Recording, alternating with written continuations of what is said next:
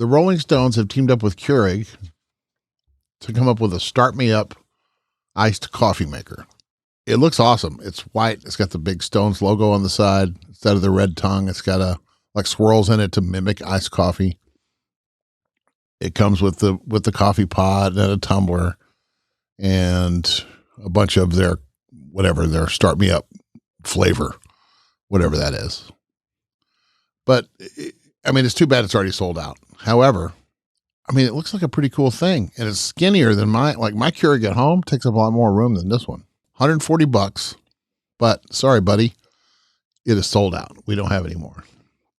You could have got one, but you can't get it anymore. However, you can still shop coffee, and you can still get I don't know if this coffee is any different than any other coffee they have. I mean, maybe it's super caffeinated, a medium roast. I don't think so. I think it's just regular old coffee.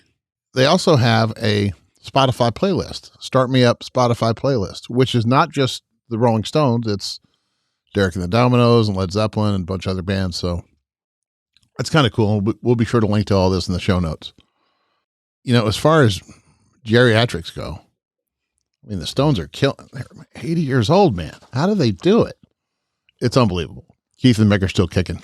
So I guess, you know, if you dance all your life, that's how you do it. You keep yourself moving around. You got to keep moving. Anyway, I like the Stones. I like the fact they're still kicking after all these many years.